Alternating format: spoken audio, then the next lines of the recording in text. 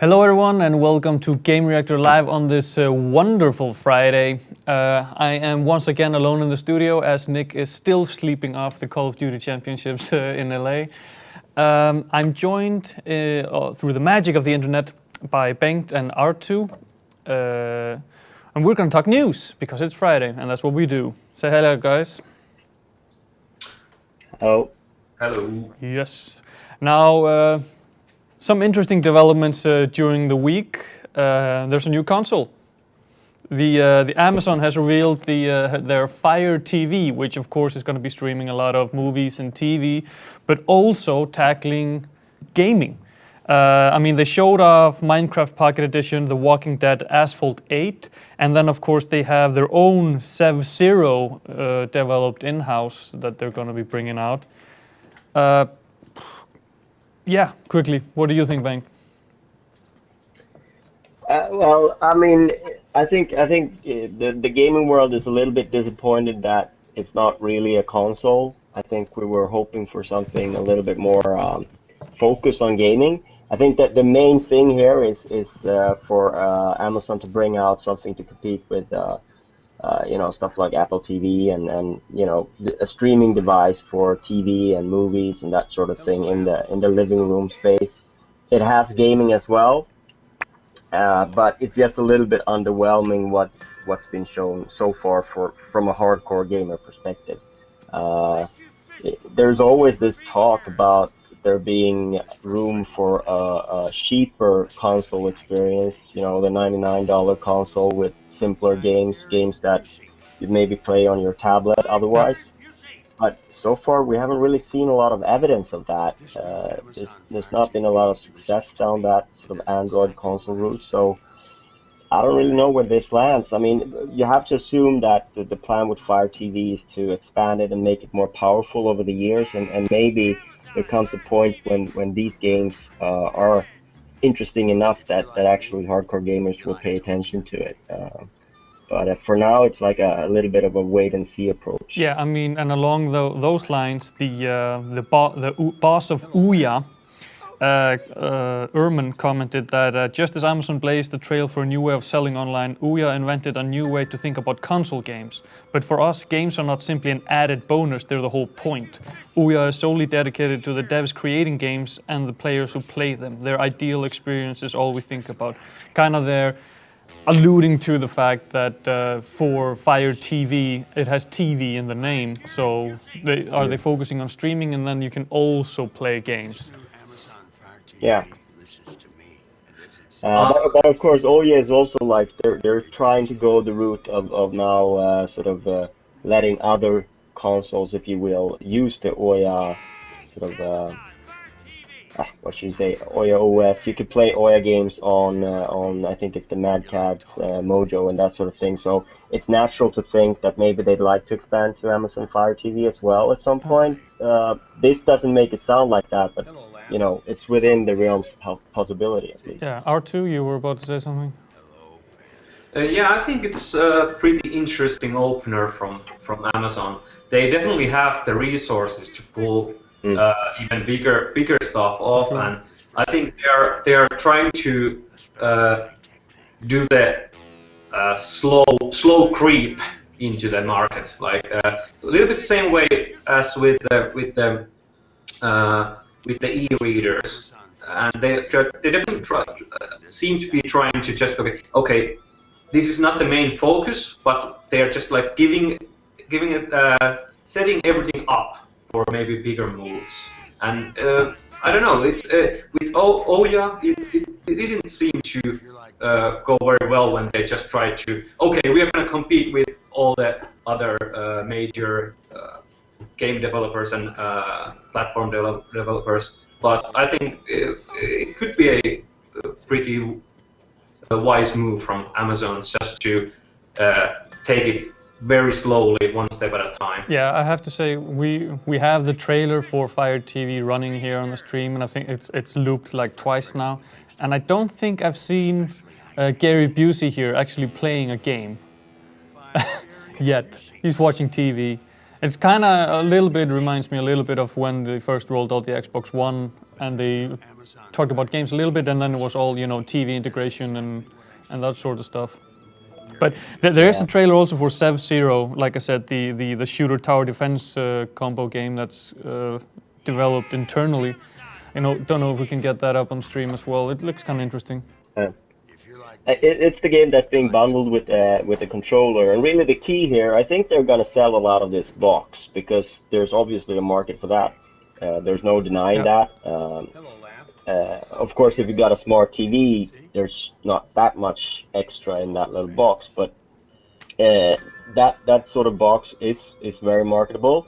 What remains to be seen is how many controllers they sell, and if there's going to be a gaming market on this platform, because if people don't buy the controllers that are like $40, then no one's going to play anything on it. So the fact that it's not being bundled with the controllers really says a lot, in my opinion.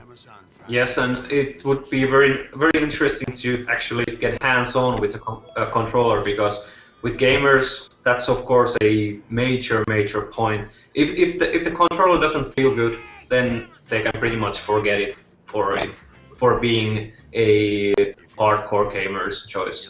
Yeah, for sure. But I mean, we're also talking. This is Android-based. Are they really trying to target hardcore gamers?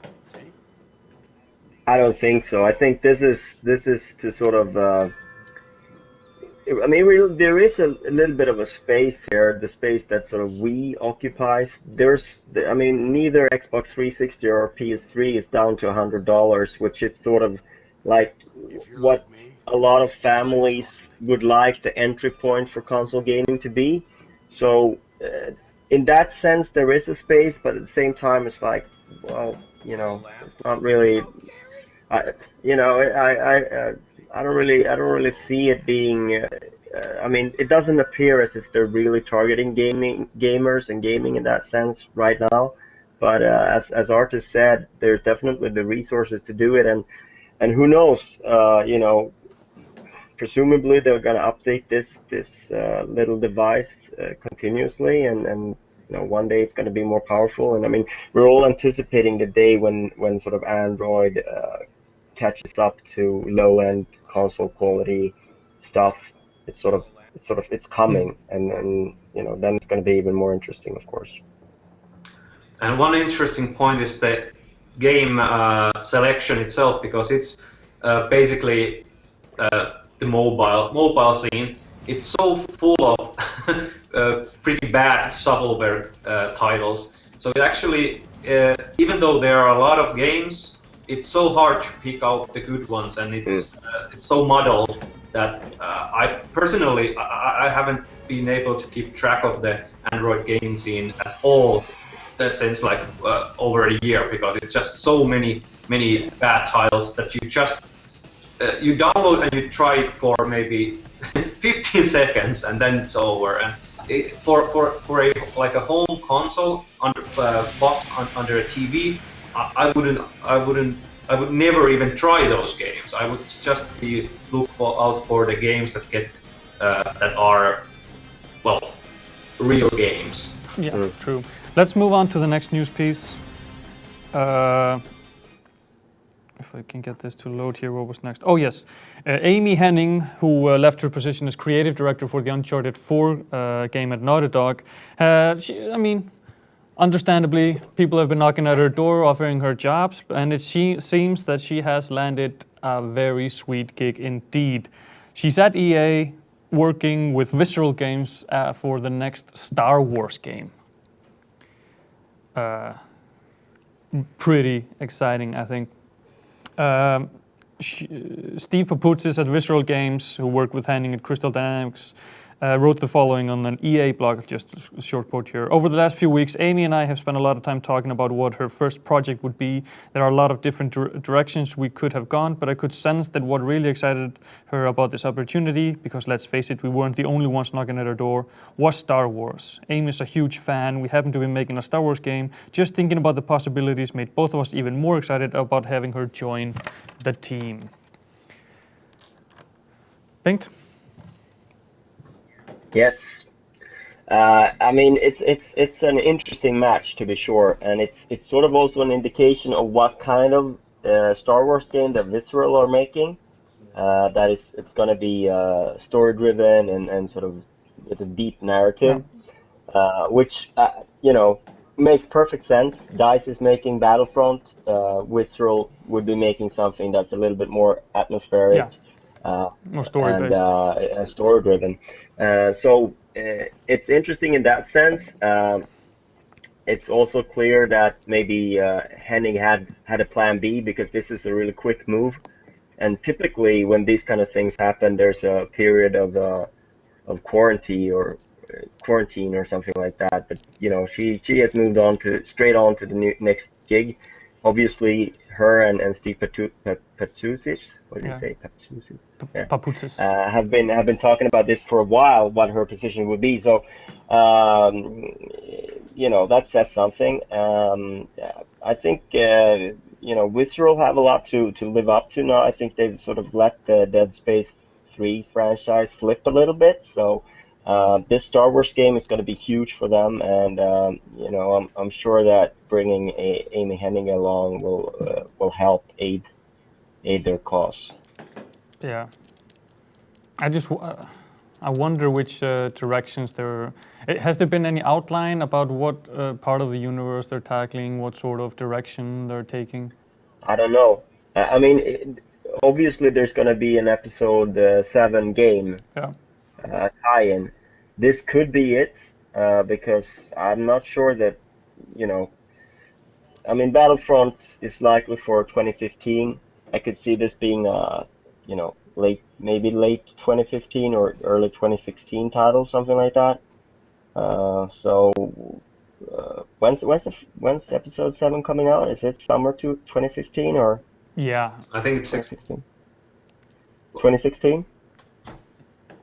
Let's Google it. We can't sit here and be ignorant. Let's see.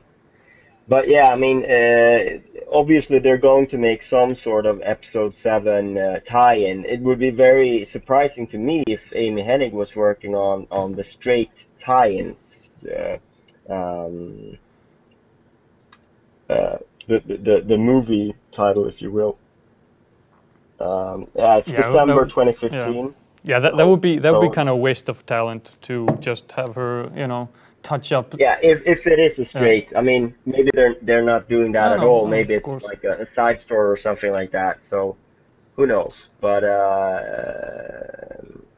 you know, obviously this is going to be a major project for EA regardless. So I just hope they've heard the screaming on the internet. It's time for a Boba Fett game. Yeah. That's one game though that EA really had no part in canceling. No, but it has been cancelled, so now there's room. Yeah, right? Yeah, absolutely. I mean, I would just think that it fits more to be within the timeline of episode 7, which is, I mean, Boba Fett would be, it would be grandfather Fett, or like grandson Fett or something. Well, he is a clone, so maybe. Well, is Boba Fett a clone? No. But anyway, I think Visceral has said before that they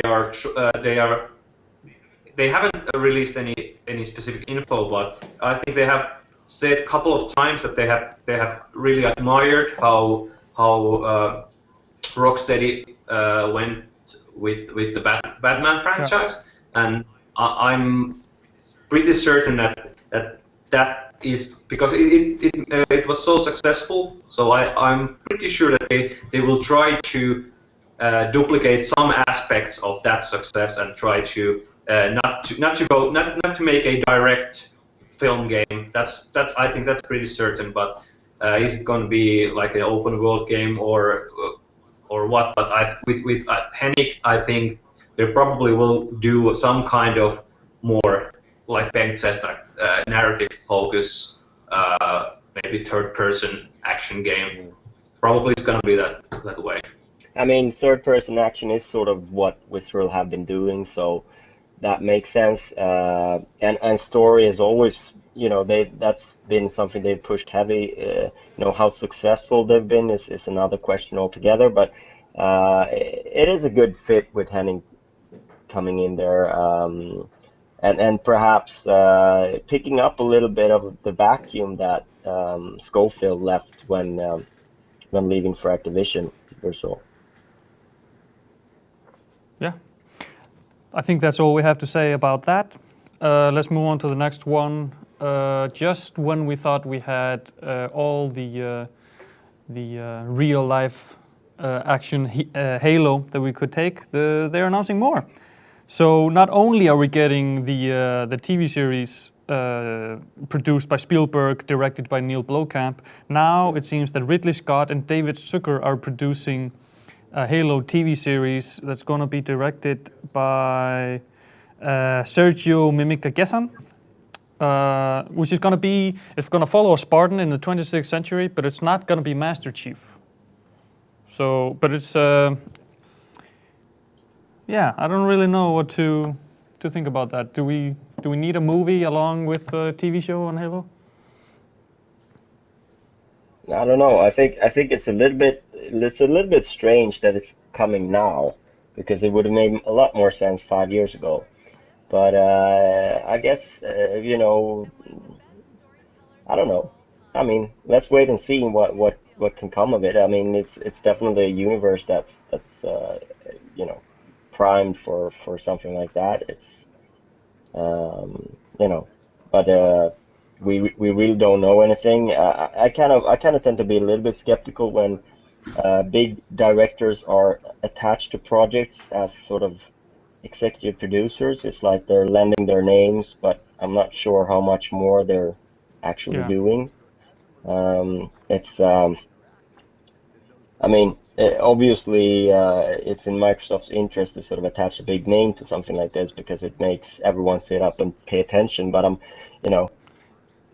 I don't know how hands-on Ridley Scott was going to be with this. No, I mean, usually it's, the producer is the one that does the work, and the executive producer is the guy above raining cash on the project. Yeah, or, but in this instance, lending his name to give the project credence.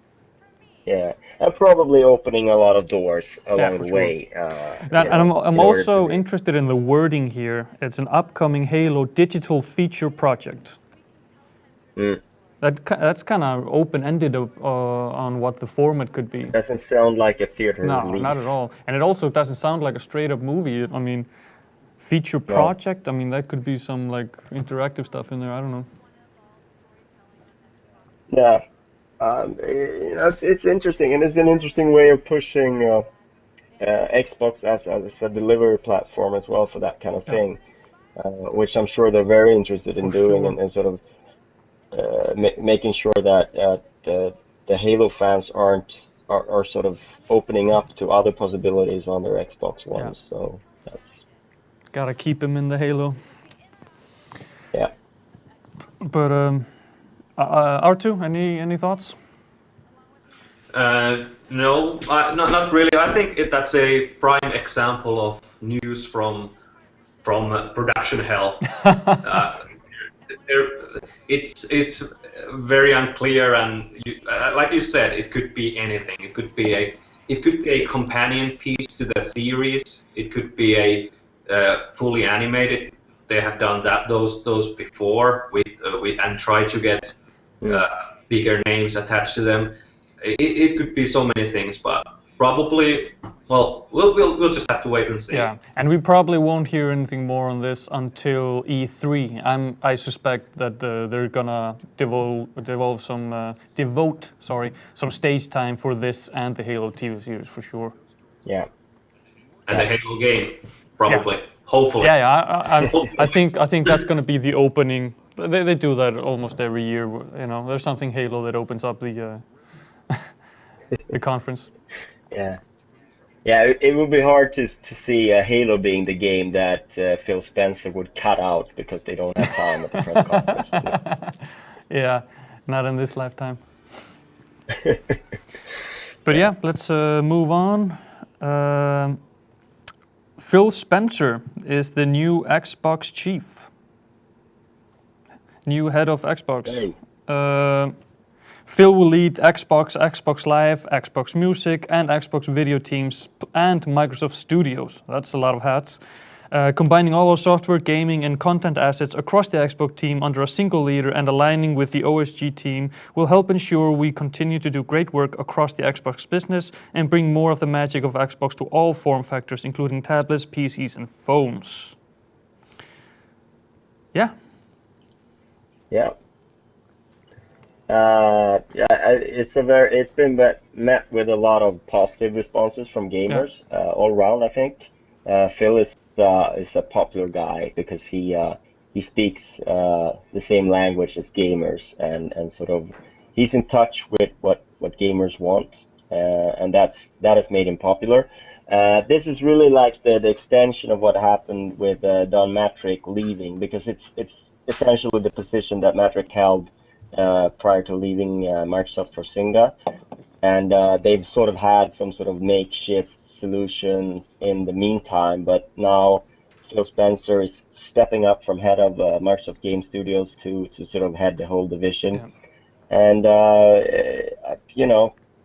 clearly he's been on the PR trail, and he's been in the news a lot lately. So I'm sure it's been cooking for a while, this move, but it's a good thing that Xbox has a guy who's very much in touch with the community and with gamers in charge. That spells good for the future, and also he's sort of moved beyond the initial problems with Xbox One. He's not really attached to that, so he can start afresh, which I also think is a benefit to his reign on top of Xbox. Yeah, for sure. If I just read this quote here that we also have up on the stream. This past year has been a growth experience for both for me and for the entire Xbox team. We've taken feedback, made our products better, and renewed our focus on what is most important, our customer. Our mission is to build a world-class team, work hard to meet the high expectations of a passionate fan base, create the best games and entertainment, and drive technological innovation. As we continue forward, this renewed focus and mission will be a foundational part of how I lead the Xbox program.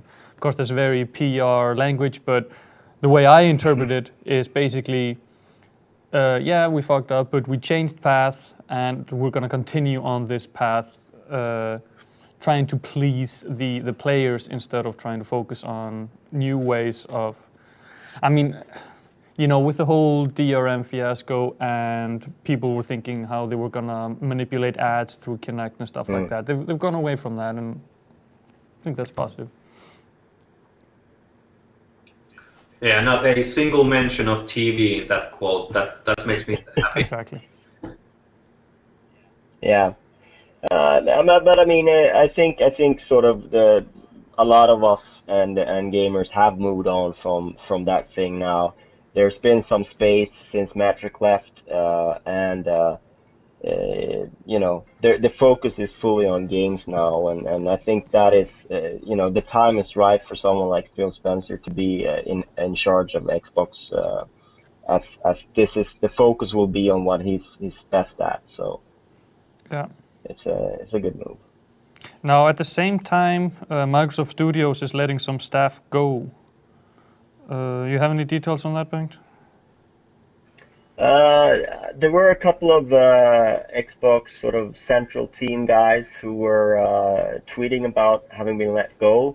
I don't really have a lot of sort of overview of it, but Microsoft basically has issued statements that, this is part of an ongoing process, the usual stuff. I don't really have any more insight in that, other than the fact that I know that Microsoft have been building up a fair bit of sort of central resources to help different development teams. And perhaps they're trimming that down a little bit now, scaling it down to fit whatever needs they have moving on. So that could be it.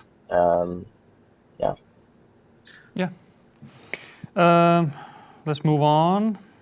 What do I have here? Oh, yes, of course. Today is April 3rd, which means we had April Fools this week, which is always fun.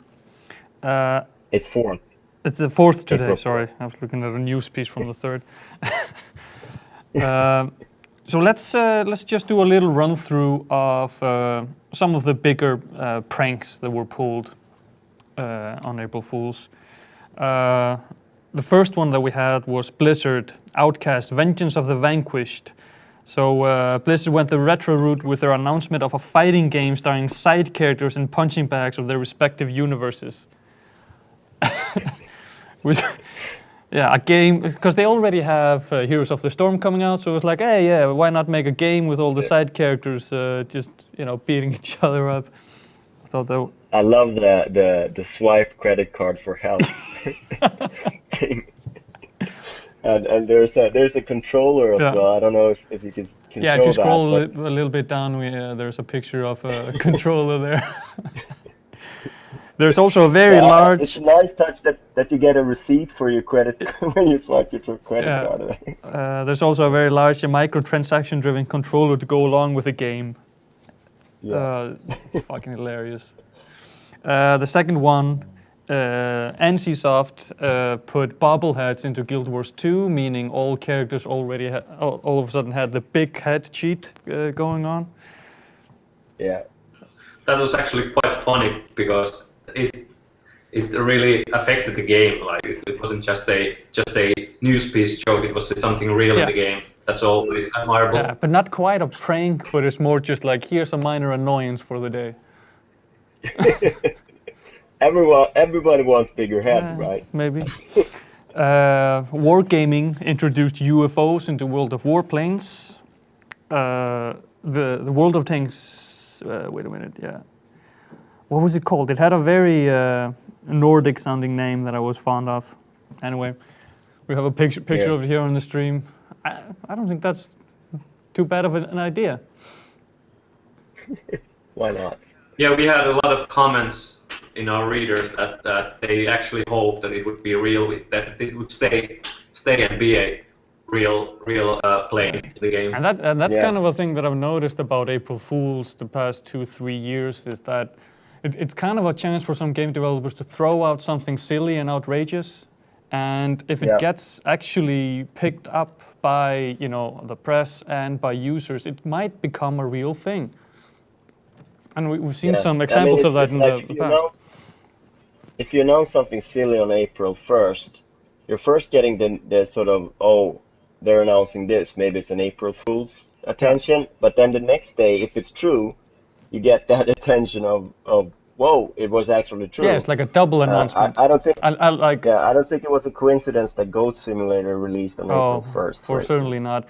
And I mean, Far Cry 3 Blood Dragon was announced on April Fools as well. And that got a lot of, like you said, it got a huge amount of attention for, look at how silly this is, these guys are funny, and then the next day it's like, oh wait, they really are funny, it is coming out. And wasn't the pandas in World of Warcraft also originally one graphic designer's suggestion for a prank, and they went? I don't quite recall, but it wouldn't surprise me.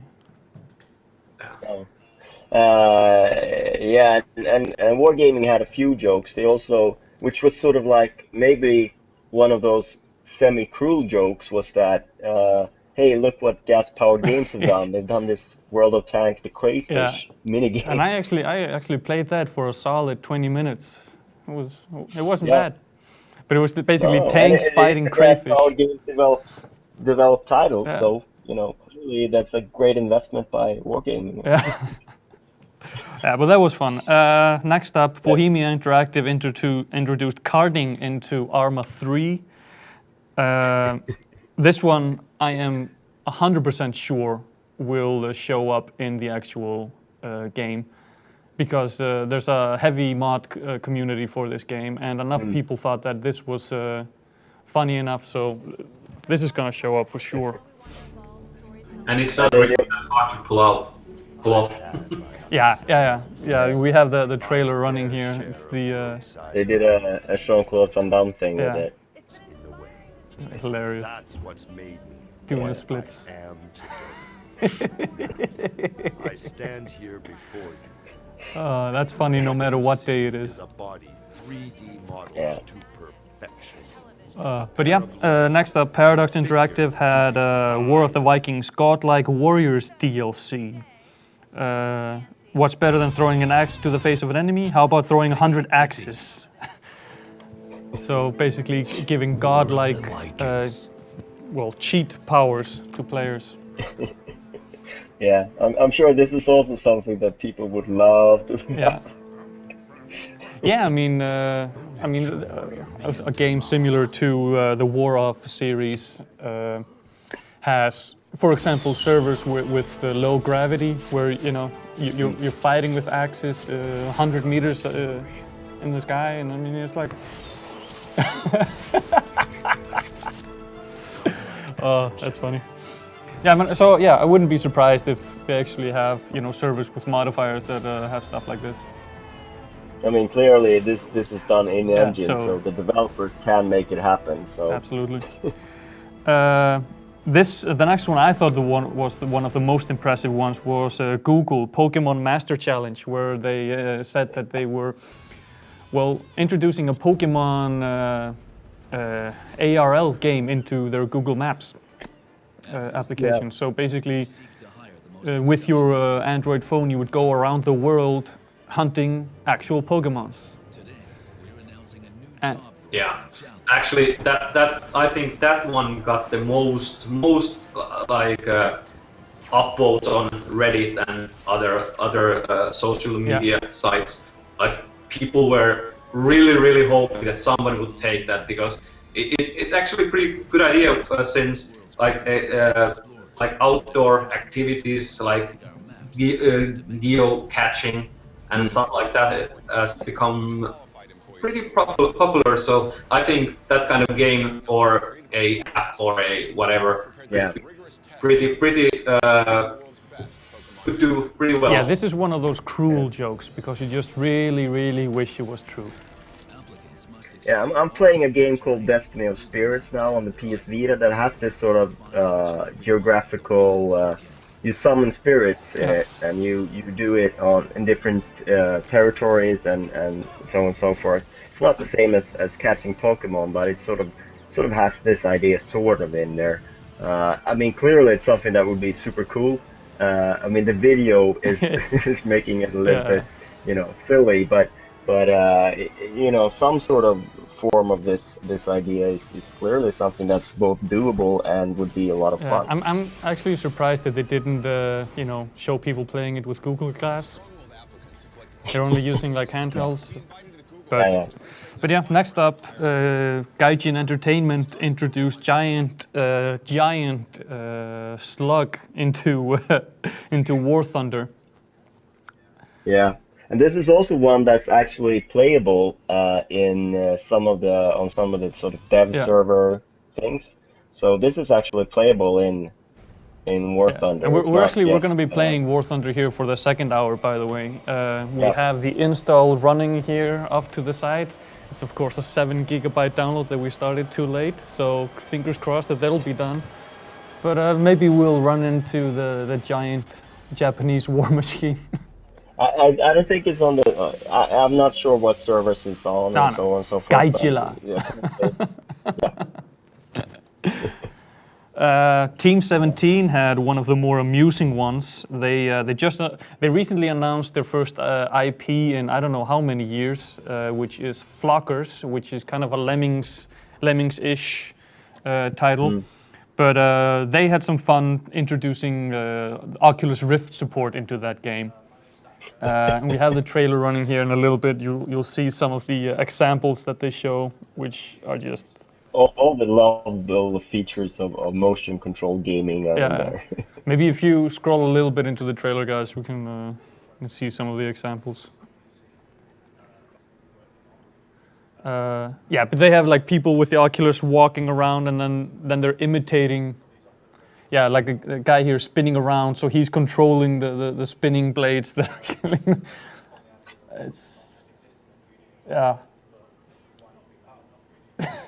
Again, something that I kind of want to see in the game.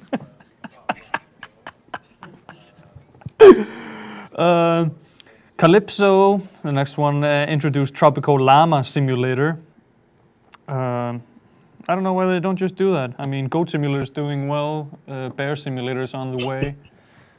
Well, I mean, wouldn't we all love to spit? That'd be our main thing, to spit. Yeah.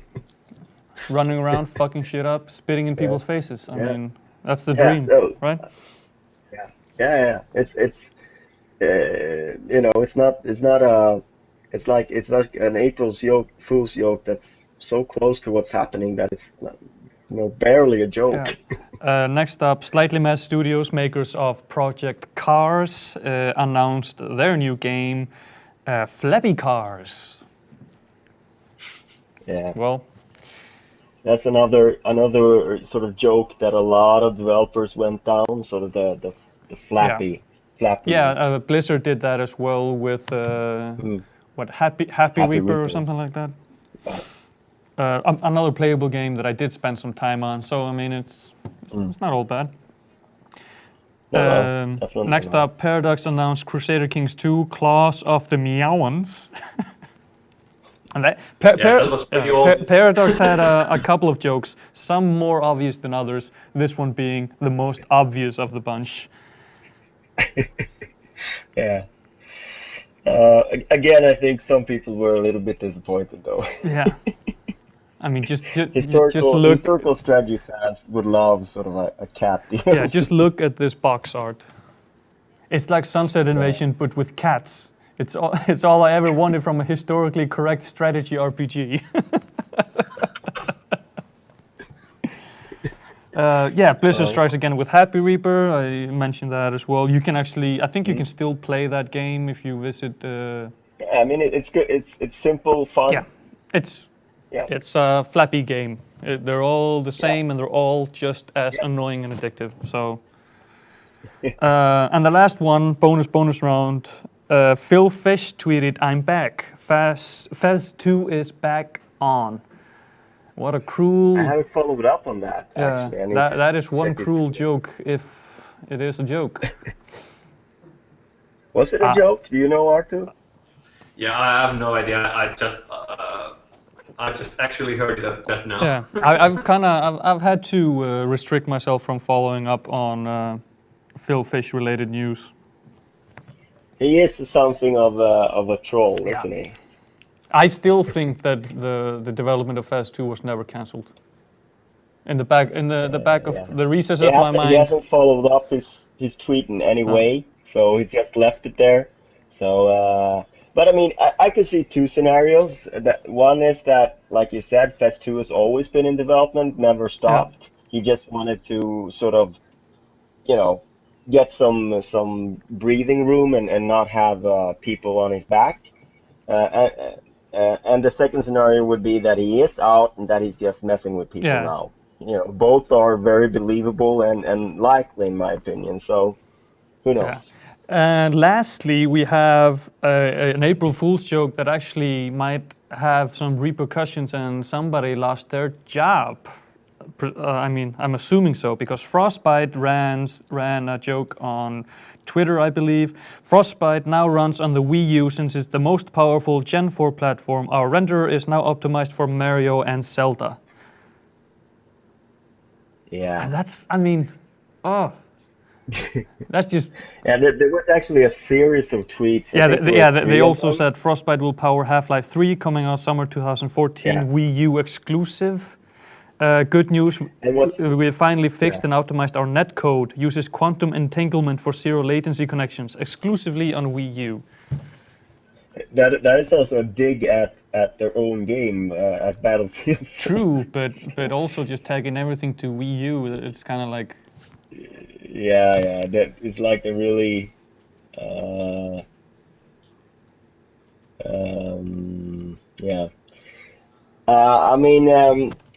I don't know if anyone actually lost their job. It's like Swedish employment laws are kind of, restrictive in that sense. You can't just fire someone like that.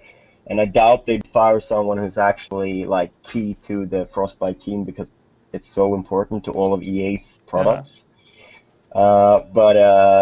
Clearly this Twitter account was not managed by EA marketing and PR. No. It was managed by the developers themselves of Frostbite, Yeah, mean, I think Peter Moore put them firmly in their yeah, place. EA boss Peter Moore tweeted, "Our apologies to partners at Nintendo America and fan. At Frostbite Engine's poor attempt at April Fools not condoned by EA. Unacceptable / stupid." Yeah. So in no uncertain I mean, terms, what the fuck? well, I mean, I think that what this is about is that Frostbite, the Frostbite devs have sort of had to carry the sort of the blame for EA not supporting Wii Yeah, U. Clearly, that's not really. I mean, we all know it's all about politics and stuff, and if EA wanted Frostbite, the latest version, to support Wii U, they would make that yeah, for happen. sure. They would tell the developers to do it. They do not. They don't support Wii U much at all, and that's clearly not a priority. But the developers have sort of been forced to carry the blame, and I think a lot of fans have been giving them, a hard time over Yeah, it, and this is probably the passive aggressive response to kind of that. blowing off a little Just steam. yeah, but the difference is that when a Nintendo fan tweets them and says, "Hey, dickheads, get Frostbite on Wii U, and we want the games," no one pays attention. Now the whole world gets to see their sort of uh, rather tasteless tweets. So clearly, it's an April Fool's joke that's just gone awfully, awfully wrong, and you Yeah. know. Someone probably made Peter Moore's worst employee list of the month. Yeah. Let's move on to our next headline. Michael Abrash is leaving Valve for Oculus Rift. Michael Abrash, who of course worked for Valve's internal VR project, has now joined Oculus VR following their acquisition by Facebook. The final piece of the puzzle fell into place on Tuesday. A lot of what it will take to make VR great is well understood at this point. So it's engineering, not research. Hard engineering, to be sure, but clearly within reach. So he's joined Oculus VR as chief scientist. Yeah. Uh, what? As just said, it's a very nice title. Yeah, yeah. Yeah. Says it all. Do you have anything to say about his move, Arttu? No, not really. I'm not very familiar with Oculus Rift's or Valve's employment policies. So No, I mean clearly. I mean he's a very well respected name in the industry. It's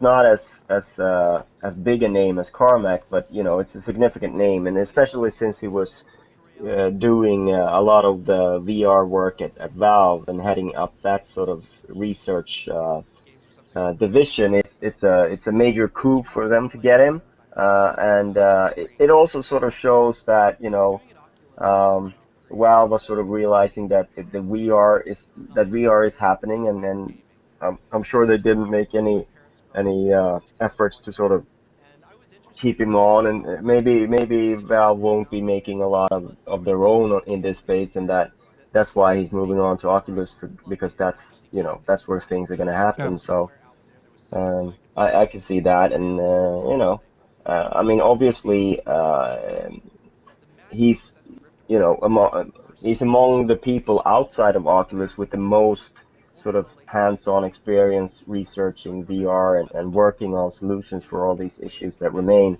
So, it's a key acquisition in that sense. There's not a lot of people that have a lot of experience in this field that you can recruit. So, obviously, Oculus wants and needs everyone that they can get their hands on. Yeah. And we saw there on the stream a couple of quotes from Carmack, but also on the official Oculus blog, they've brought up some points which echo what we were talking about last week after the Facebook acquisition. Is that VR, of course, is a very expensive proposition for development with a high risk of low returns from early adopters, meaning it's expensive, and you probably won't get a lot of the money back soon. So Facebook pumping in a couple of billions is exactly what a project like the Oculus Rift needs in order to, because I mean Facebook wants it to get out to work for games so that they can have a certain user base already that they can then get some social features on the platform, stuff like that.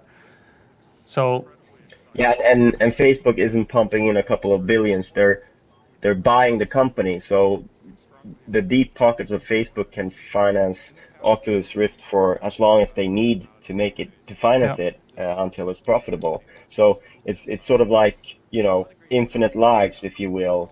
If they get the 100% support that, you know, everyone's sort of expecting them to get. So it's really going from a point where you had maybe $100 million in venture capital to a point where really, you know, it's not about how much money you have, because the resources are sort of infinite in terms of what Oculus could possibly need. So you know, they have everything they need right now, which is pretty much Abrash point as well about why this deal was important. Yeah, I just looked at the time, and we need to move a bit quicker now because we have 3 news pieces and 10 minutes left. So let's move on to the next one. Metro Redux has been confirmed.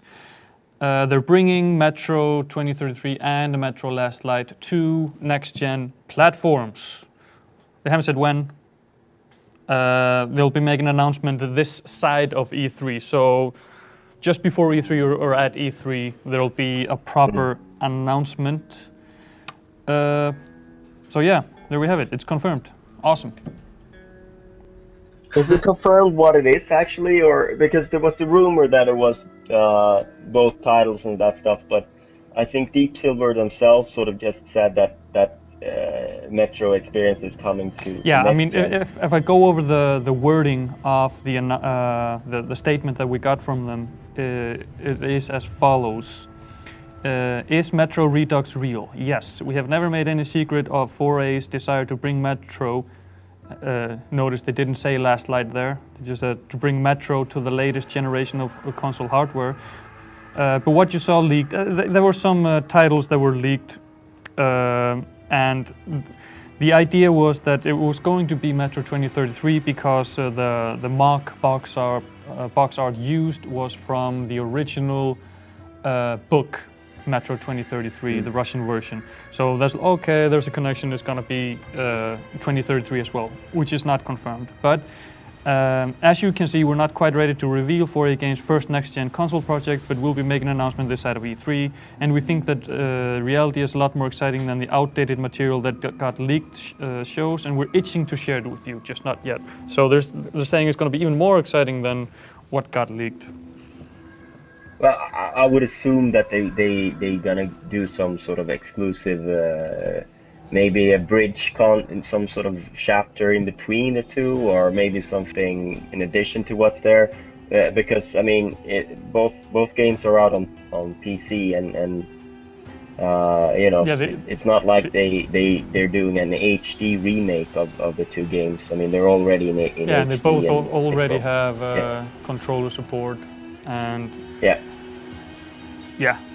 So, but yeah, I mean, it's nice to see Deep Silver, you know, supporting the franchise. I mean, this is probably a good indication that even if this is just remakes, then there's more to come as well. If they're bringing this out on next gen, I think so. You know, Metro fans should be excited about this, regardless of exactly what's in the package. Yeah, I mean, the promotional material, old promotional material that got leaked, that they kind of said is not quite accurate, but still we can maybe kind of try to see what we can expect. Says that it's of course it's PC, PS4, and Xbox One, and it is Metro 2033 and Metro Last Light together, plus some the DLC. So which is kind of just the definitive version, I guess. Yeah. But yeah. More about that before E3 or during E3. So stay tuned for that announcement. Next up, Game Truth Gold on Xbox is getting better.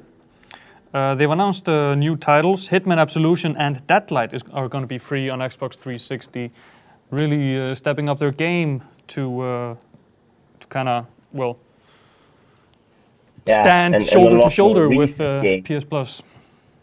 Yeah, a lot more recent games than what has often been the case with games with Gold. So definitely an improvement, and it's nice to see that Microsoft are sort of trying to step up their game there. You know, we still haven't really heard anything about Xbox One when it comes to this. No. But you know, maybe that's something they can announce at E3. I don't know. The deals with PS Plus and Games with Gold are a little bit different, seeing as you own the games forever. And they open up in different periods of the month. Hitman Absolution is available from April 1st to April 16th. Deadlight is April 16th to 30th. But you know, you just need to pay the Xbox Live subscription, download the games, and own them for life. While with PS Plus, if your subscription lapses, you can't play the games until you renew your subscription. Exactly. Yeah. Which quite frankly, you know, given that you have to have it for online play on PS4, you know, probably most people will have a PS Plus subscription for a long time. So then it doesn't really become an issue, you know. But you know. Each to his own what you prefer with this, but I think most gamers prefer to get more games and better games and rent them while they're subscribers, I would assume. And lastly, for the last 5 minutes that we have here on news, this is news that I think should have been bigger, personally. Developers walk out of Game Jam reality show. So this is a long story. I don't know if I can sum it up in 5 minutes, but basically there was a production to bring the idea of the Game Jam into a reality show. So they had some high-profile indie devs working alongside some famous YouTube faces to make games, and what was originally supposed to be just, you know, a kind of a documentary on a game jam turned into a game show where they were pitting the teams against each other. And then they had an overzealous producer walking around with product placement and trying to stir up gender equality issues, and it just imploded. You're dealing with indie developers here. You know, they do what they want, so they walked out. Day one, by the way. I mean, that's a really weird idea altogether. Like, I don't know. Actually, I don't think I know any gamers that like reality shows. So I don't know which was the target group. I don't know if you guys like reality contests, but I just didn't understand what they were even thinking about when they were putting it together. I think it's a horrible idea, and I'm even though it's of course not so nice for the indie developers in the contest, but I'm a little bit maybe laughing at the whole silly idea. That a little bit glad it failed because it was so horrible. Yeah, I mean, you know, I don't see it as anything different than, say, you know, looking for the best tattoo artist in Best Ink or something like that. It's just that you sort of know that those kind of things are a little bit manufactured and a little bit silly, and I think the game developers here went in hoping that, you know, there would be a portrayal of what it actually of the takes actual to scene. make a game. Yeah.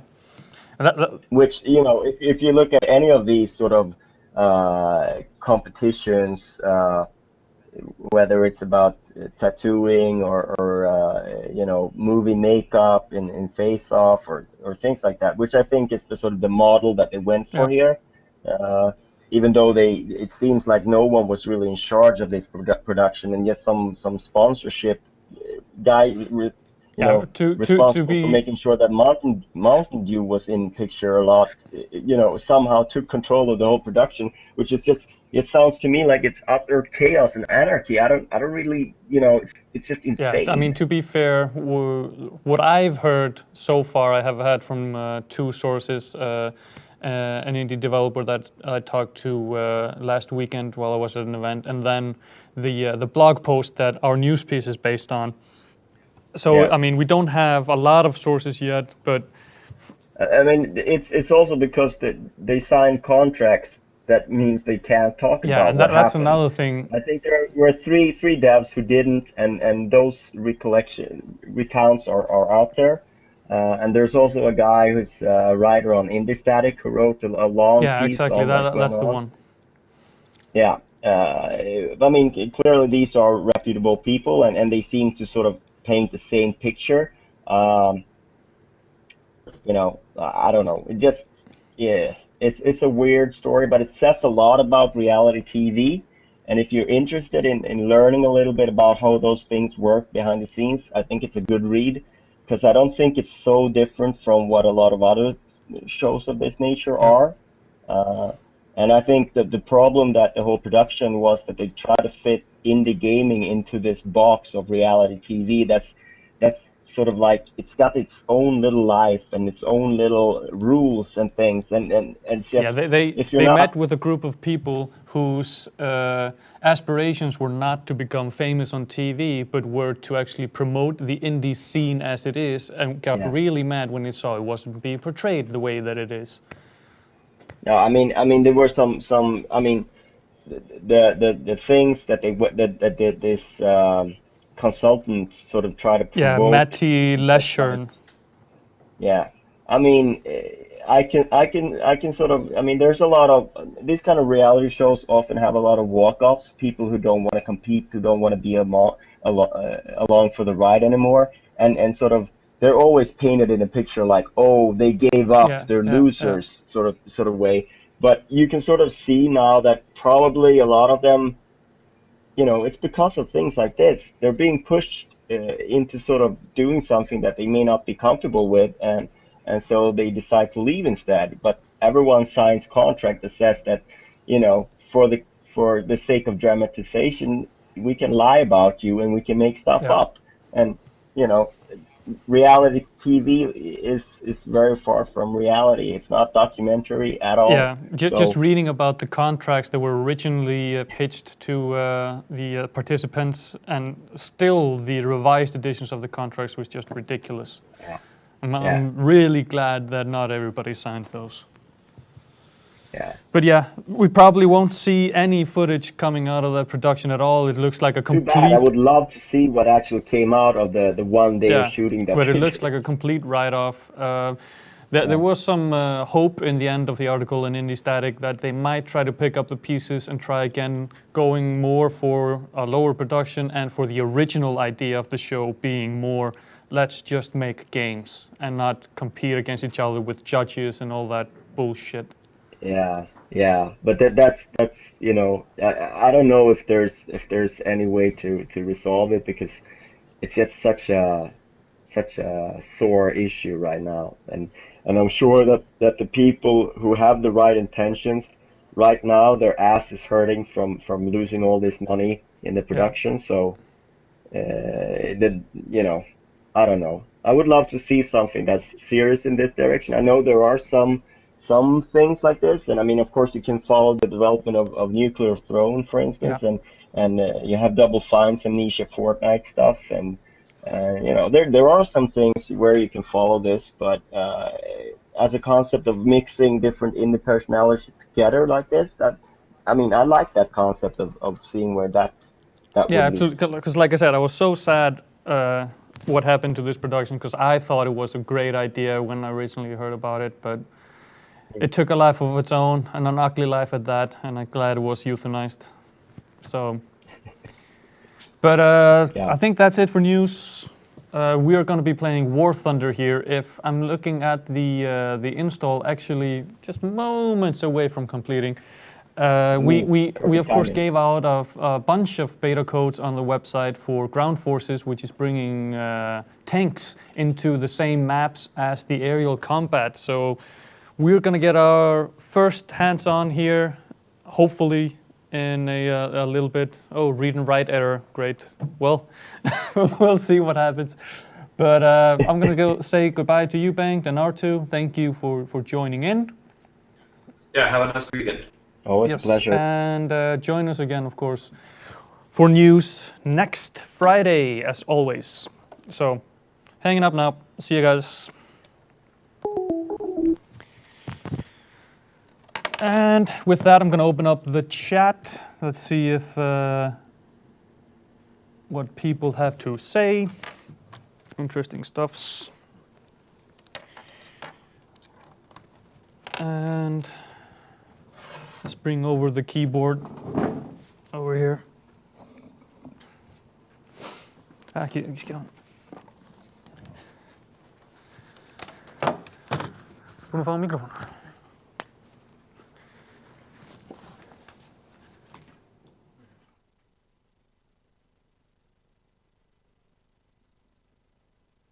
Changing the studio a little bit.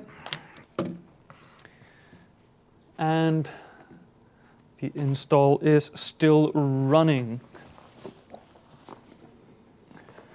Now, of course, you should join our IRC chat if you go, well, not if you're watching a replay of this, but if you're watching this live, join into the chat and talk about War Thunder Ground Forces. Hopefully you got a beta key in our giveaway. If not, who knows, we might get some more. I think I have 4 to give away here on the stream, perhaps. Shh, we'll see.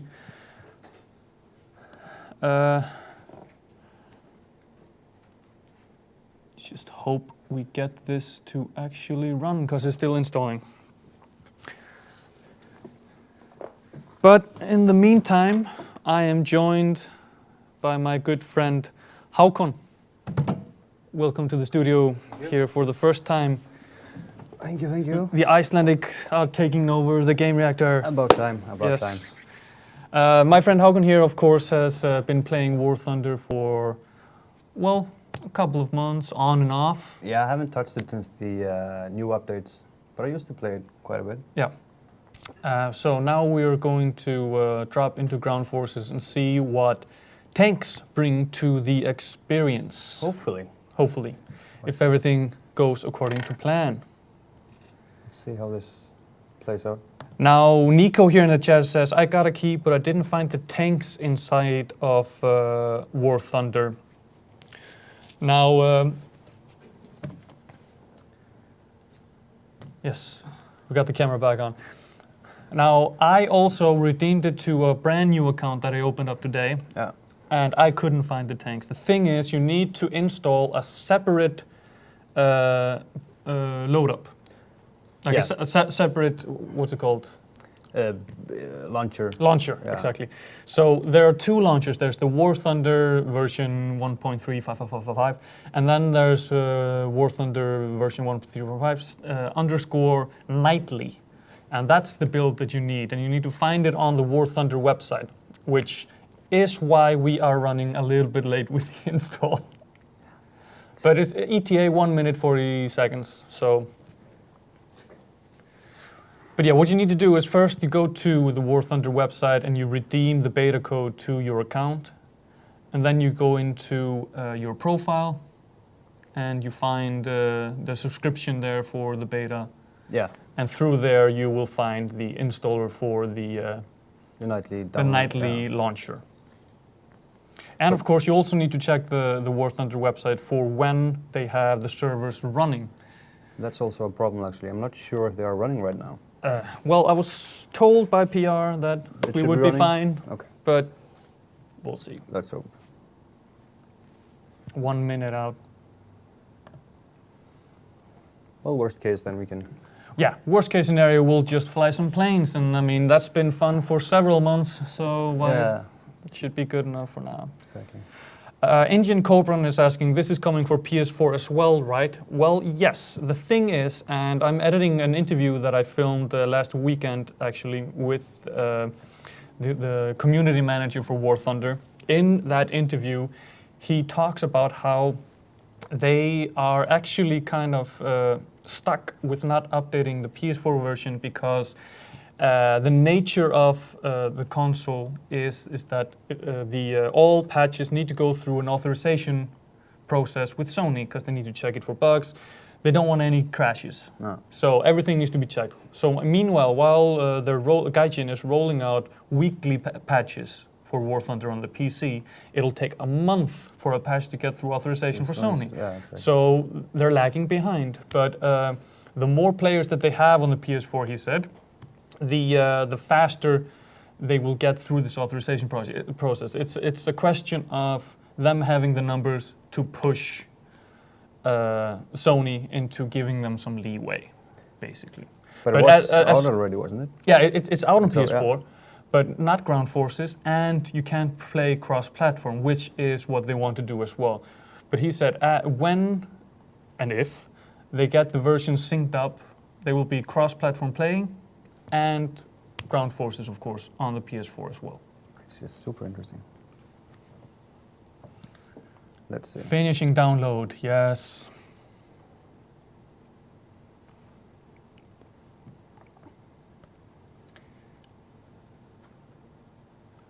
What does that even mean? There's no timetable on the finishing download. Awesome. I'm gonna go quickly check my email, see if I have some beta codes to give away.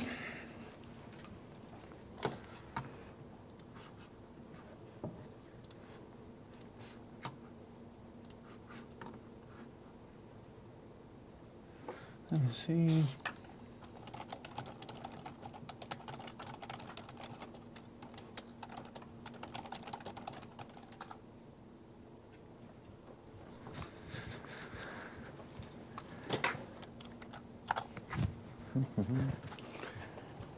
Yeah, again, sorry about the delay, but such is the nature of being in a beta.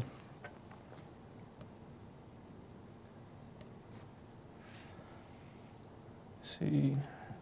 I actually read somewhere if you put your language to Russian, then it should go much faster. Damn, Russians have all the servers. Apparently so.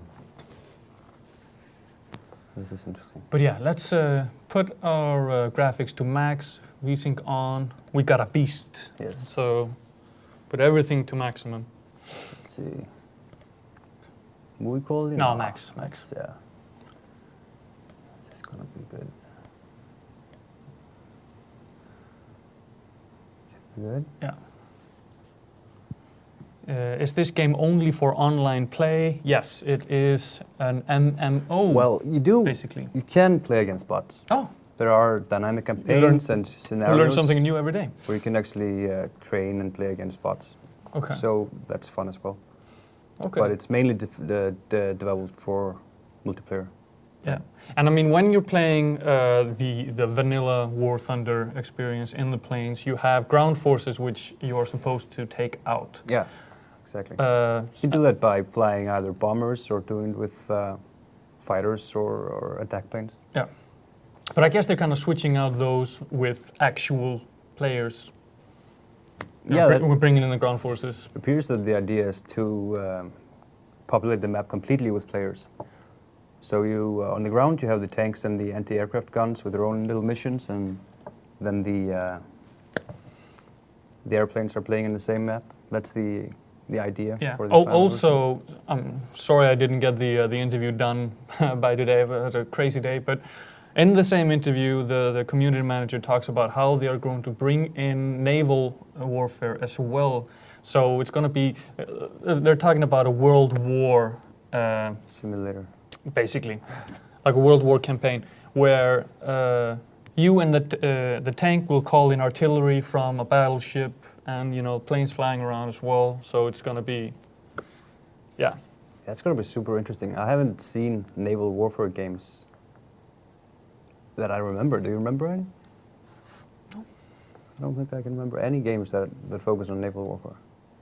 So that's definitely a niche. I mean, that's gonna be- there are some German like submarine attack games and That's stuff true. like that. Yeah, I've played all of the Ubisoft Silent Hunter games. Exactly. Those are quite good. Those are, submarine games. Yeah. But battleships, that's a whole other facet. Yeah, it's still rolling around on finishing download. If you restart the launcher, that might help. Oh, Tricky. could be place. dangerous.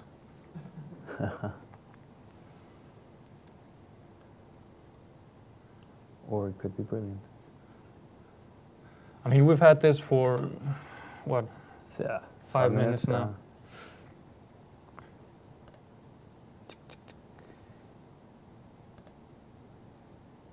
I think we should take the chance. Yeah, let's do it. The problem, of course, is that we can't run both of the launchers at the same time. We were thinking we would just fly some planes while we finished There it. we go. Oh, awesome. Brilliant. Are you sure that's the correct one, the nightly one? No, No. I'm not. Close it down and make sure.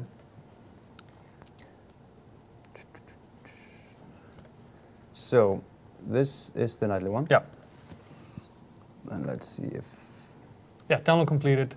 Put VSync on. the server chooses the production server. Thing is, when I started downloading this, you had the opportunity to pick the nightly server here, Yeah. and now that's gone. Yeah, but we'll run it on the production server. Let's see, VSync is on. Yeah, Try this crossing out. fingers. Was it your account that had the ground forces? You redeemed it on yours as well. Okay, then it should work. Yeah.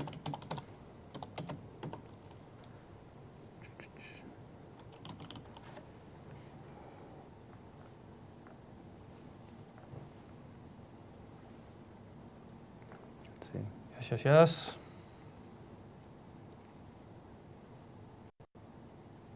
Connection refused. Please update the game via launcher. Oh, That's not brilliant. That's not good.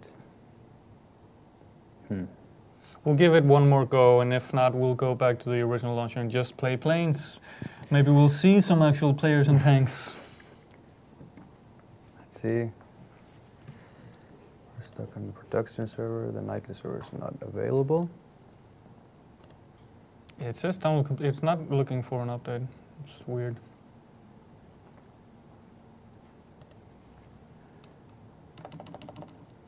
You want to try yours? Yeah. Maybe it's throwing me out.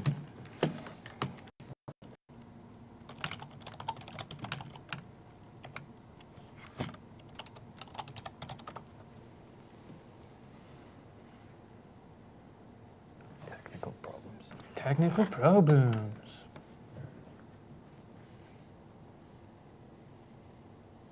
Yeah, and again, we're sorry for this, but yeah, we just got the beta key too late to start downloading the actual launcher for the nightly builds.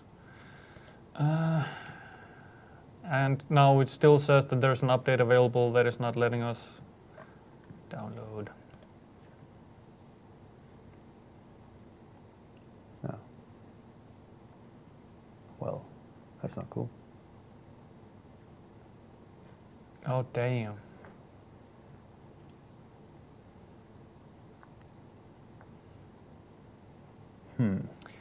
Yeah, now it's starting another update that's an hour long. This is terrible. Yeah, this is the original launcher, so it overrides the rest of it, Yeah. I guess. Wait, close that down and boot up the nightly launcher again. We'll give this 2 more minutes. If it's not working, we'll go for the PS4 and play War Thunder on there. Yeah. Let's try It's that. good to have options.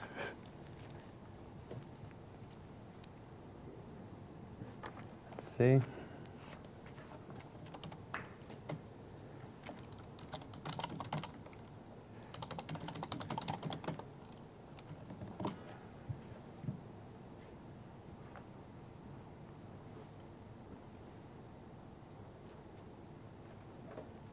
But I really couldn't recommend this game enough. It's brilliant.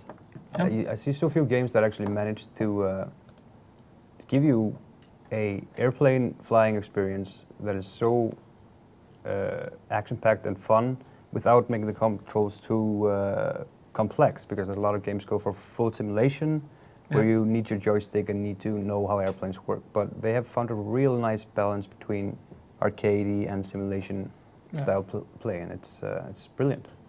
Yeah. However, I know that you actually bought a flight stick I did. to play this game. I did. So I think I used it for 5 minutes and then I went back to the mouse. It was not what I hoped it to be. Yeah. Well, it looks like you're gonna test out how it is to play it with the controller. Yes. Because This is not working. no, which means we'll try to bring this up in next week, maybe. I don't know. I think we have space Tuesday or Thursday. I'll just get this right. Yeah. So we're switching. Yeah. I'm gonna boot up the PS4. I'm sure there's gonna be an update there as well.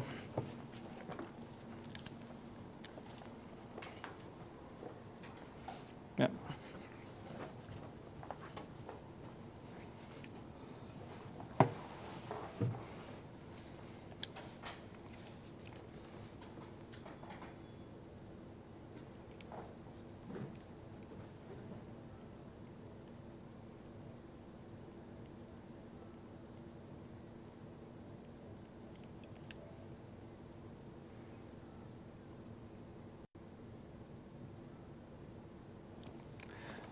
Yeah, Indian Cobra asking in the chat, will the beta codes be for PC or PS4? PC, because the beta for Ground Forces is not coming to PS4 as of yet.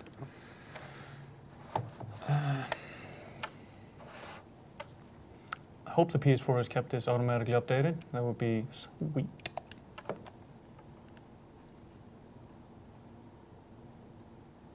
Pearson.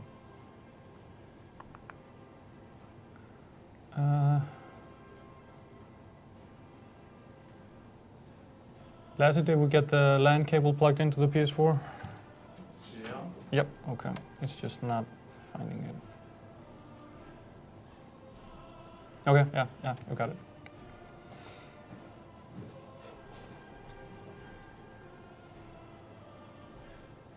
You haven't had a lot of time with the PS4, actually. No, I had a little time last night actually. I was playing that DC game, what's it called? From the same guys that made Mortal Kombat. Oh, yeah. That was actually brilliant. Well, I will hand over the controls. All right, interesting enough. Yes. Let's see, change vehicle. Yeah. This account, of course, I don't think we've touched it on the PS4 since we did the stream around the launch of the PS4, where we did a stream on the free-to-plays on the PS4. So it's what? It's level 2. We got a couple of planes, but you know, it's interesting because you've been playing it a lot on the PC. So now we'll get a little bit of a viewpoint how it is on the PS4. Yeah, exactly. Yeah.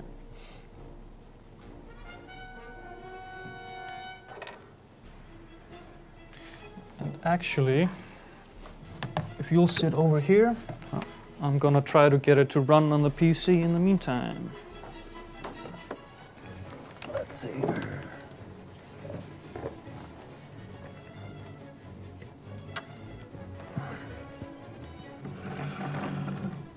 Yeah, now it's going back to the, I think this is the old launcher. Yeah. See, we are gonna be the pea shooter. Now, tactics in the game. Do you go for enemy fighters or do you try to eliminate the ground forces for points? Personally, I try to... Because, I mean, the objective that they say is destroy the enemy ground vehicles. Yeah. Personally, I just stick with taking down enemy fighters. Okay. How do I look around? Yeah. If you press options, you can go into the key bindings, I'm sure. Well,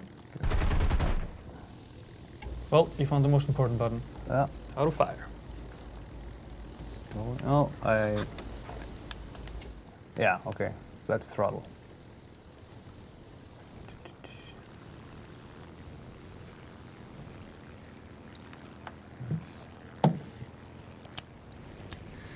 View.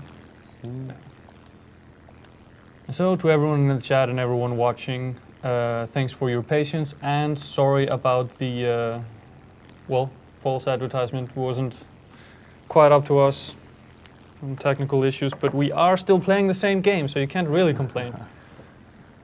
So now we are playing War Thunder on the PS4, which, as I've said before, unfortunately isn't getting ground forces right away. It's going to be some months. Oh. God damn it.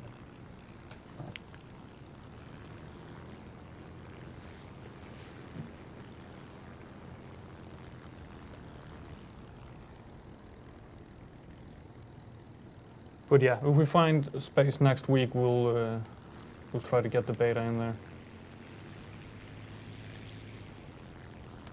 Since there was a lot of, I mean, the beta codes went in kind of minutes. Okay. Yeah, it was just like they were gone. Super excited to see how they treat the genre, because they have a huge competition in World of Tanks. Yeah.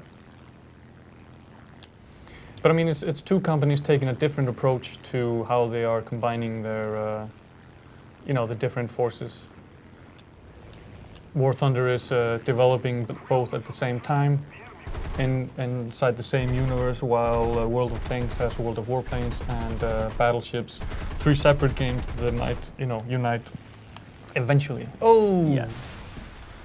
Try to send a message there. I'm fucked. Apparently. Wonder how I did that. All right then.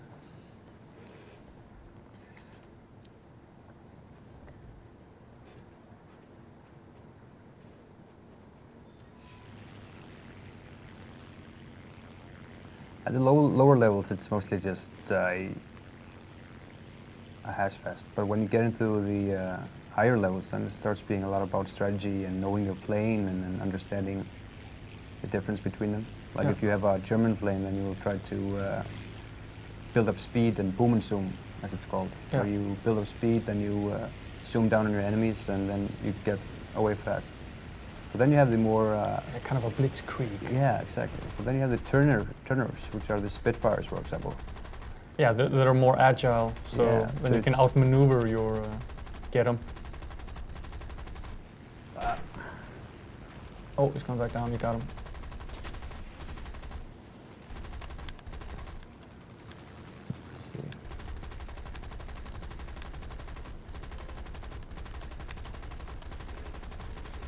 Yeah, got one.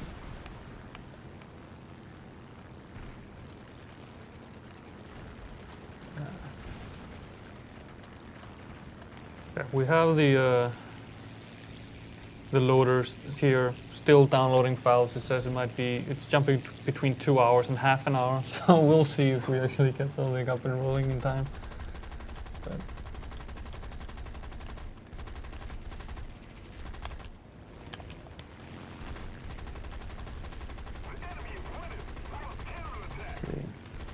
But it's good. We'll get you to level up our profile here on the PS4. Get some proper planes. Yeah, you shouldn't do Take this. off his wings. This is something you should not do. There he is. Oh my god. Yeah, that's actually pretty nice. I should just pull it off.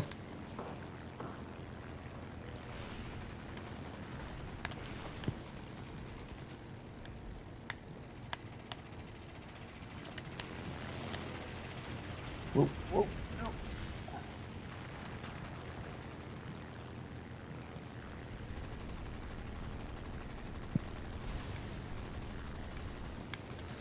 But yeah.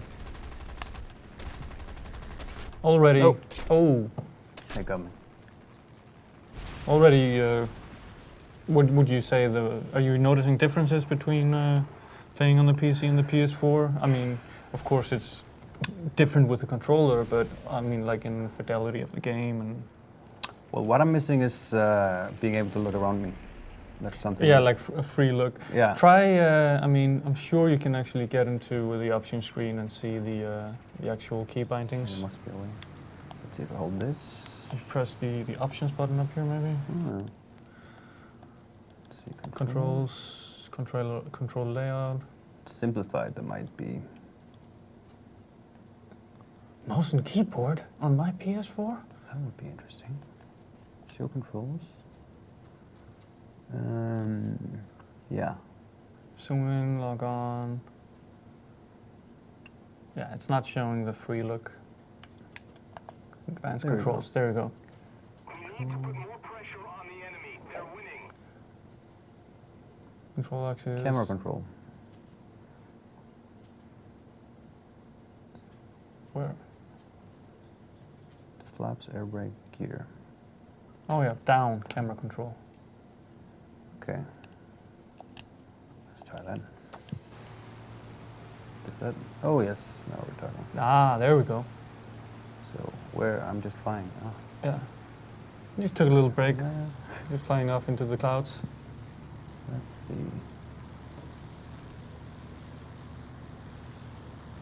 What happened? There we have one.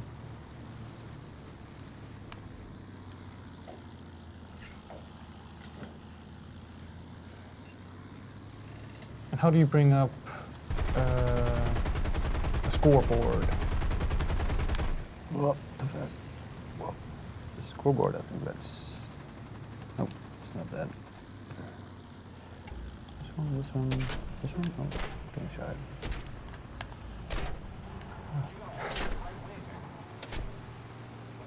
Let's see. Is he right behind me? Yeah, I think so. Oh, Yeah, right yes. behind you. And I have my gear down, which is important. Let's try to get that back up. Yes. Drafting a little bit there.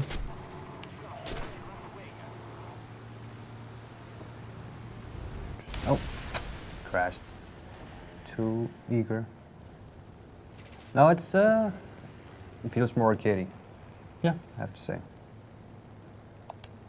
But I still am missing some experience with the Yeah, it was the actual control. controls, It's, so- it's always hard when you know, jump from platform to platform with even just going from a PlayStation to an Xbox, getting used to the sticks being Yeah. different. So Definitely. Let's see.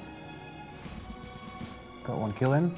So we unlock Germany. That's where I feel the most comfortable. yeah, I'm not sure we can actually play Germany on the stream because we stream in Germany and any insignia of that nature is illegal and it will get us a fine. All right then. So, it is what it is. Yeah, that's true.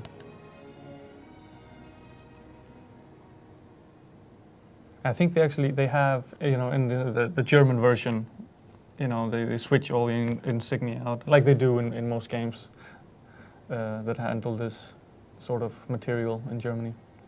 So I wonder if we change our language to German, do you think it's gonna update automatically? Maybe. Interesting. Yeah, okay, that's interesting. Maximilian is asking, this is free for PS4, am I right? Yes, this is indeed free to play, but not only for the PS4, but also on the PC. Mhm. And their monetization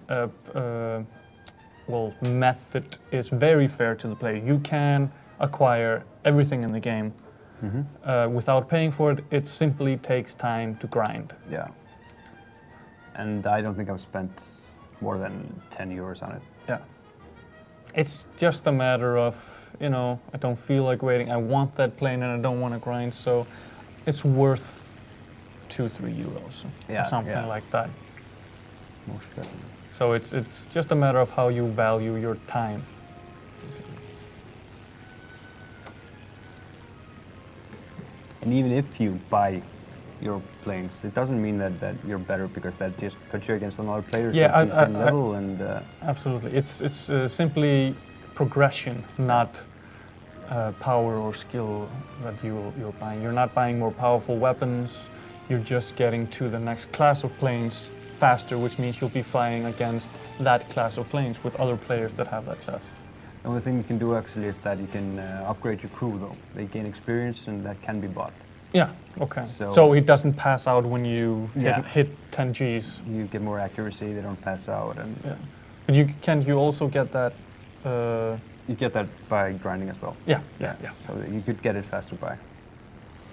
So this guy? Those wheels are fixed, right? Yeah. Yeah, Let's see. coming right down on them. Let's give him a little. Let's see what are you gonna do. Oh yeah. He's yours now. If I had a mouse. And a hit.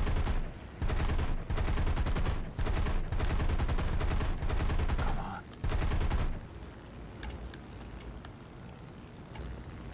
Put the throttle back up. And he's going down.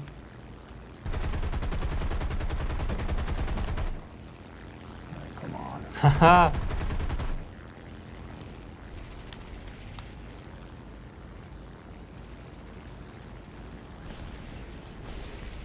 Oh, and of course, for our viewers, if you are watching and you have a PS4, why not quickly go to the PS Store, download the game for free, and maybe join us. Add us Gamereactor Live on PSN. And for further streams, also on Xbox Live, it's the same, Gamereactor Live. Let's see. UK, you mad, bro? Gotta love the usernames. Let's see what he does. He seems to be ignoring you. No, he's coming down. Let's go down. Oh, let's go up. Ready to go. There he is. Missing some speed. Oh, there he is.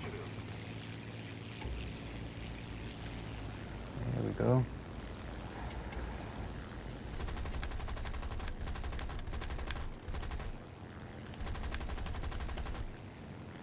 Oh, way too slow. Yeah. No, I got him. What, you didn't even get a hit on that?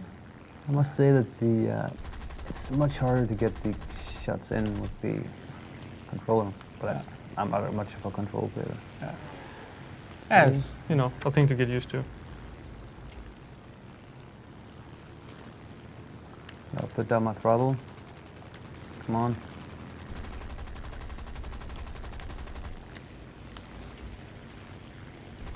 I am mad, bro.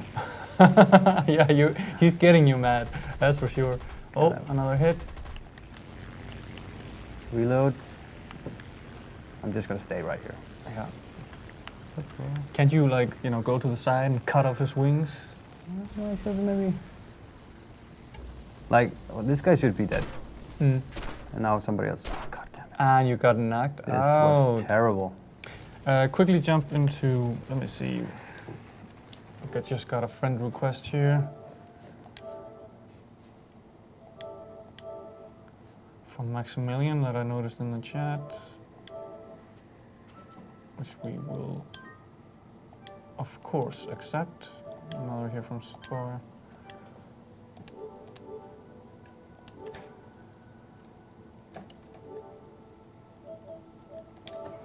So, yeah, join us in game. Then you can make your own little groups with your friends, and then you can see them as green instead of blue in the in game. Ah, so it's like squads. In squad, yeah, Yeah. exactly. That's nice. That's And then you'll go from lobby to lobby with them and join games together. And yeah, that's great. We're being asked in the chat, speaking of planes, do you guys think we will see an Ace Combat game soon? The last one, Assault Horizon, I think it was called, was pretty fun, to be honest. There is a Ace Combat game coming. Believe it is actually a free-to-play MMO. Is it? Yeah. So, well, I will have to Google that to be absolutely certain, but...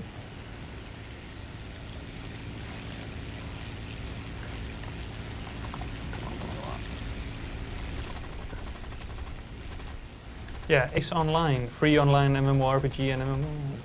No, that's something else. God damn it. Ace Combat Online. Yep, Ace Combat Online. Every MMO. Ace Combat. An MMO, that would be. Yeah. Do you know when it's going on?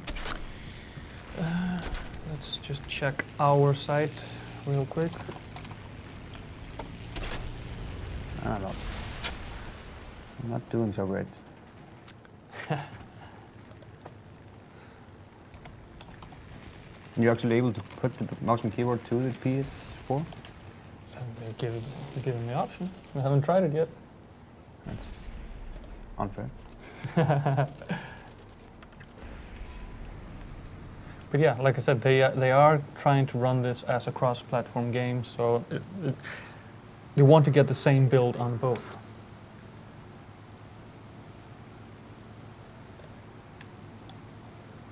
If we don't do something fast, the enemy will win.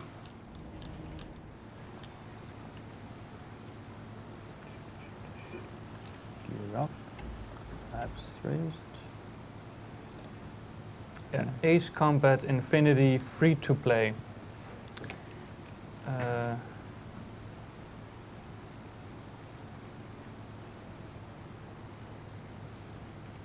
In the new co-op multiplayer, skilled aces will perform 2 teams of up to 4 players and compete to inflict the most damage on a common enemy. So it's not an MMO, it's a co-op game. Sorry about that. Okay. But that's coming soon. It's coming in 2014. No more precise date than that. There are still a kill. You can take it. No, it's fine. That's fine. Keep putting my throttle down to 0 without noticing it. Not being chased. Nobody in the rear view.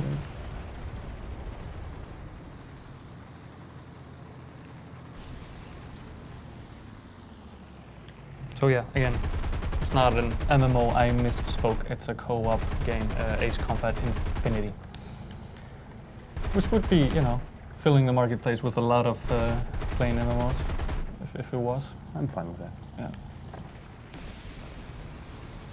I've been playing these since the first Red Baron in, what, 90 something. It was a marvelous game.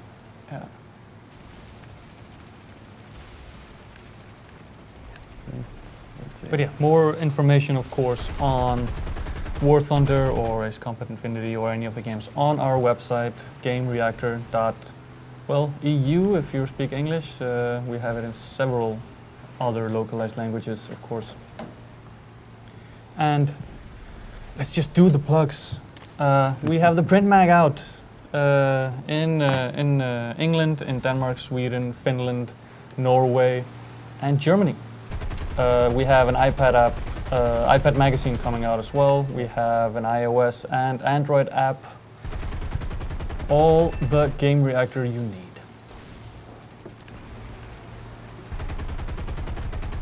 Now you're hitting your groove here. And reload.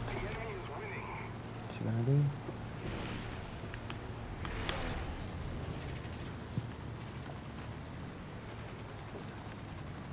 Let's see. Oh.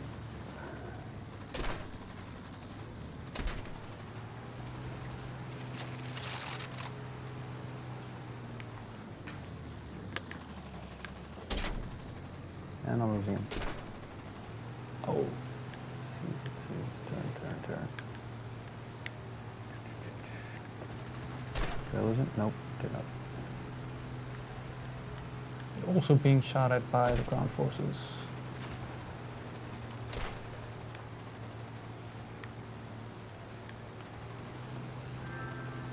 This would never happen on my fucker roof. Those were marvelous planes. Let's see.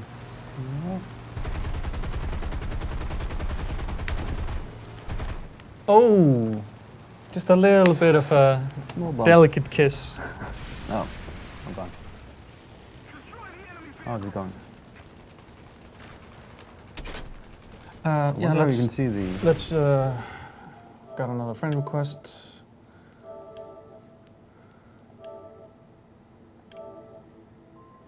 That looks like a fin.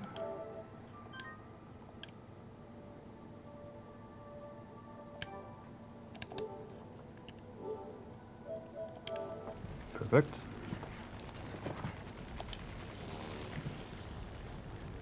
Yeah, this download is not going to be done in time for the stream for ground forces on the PC, so we will It's too bad. try to bring that to you during next week somehow. So, 2 kills then? That's good. Okay, and got a reward. That's always nice. A little pat on the back. Can you pass me my soda there?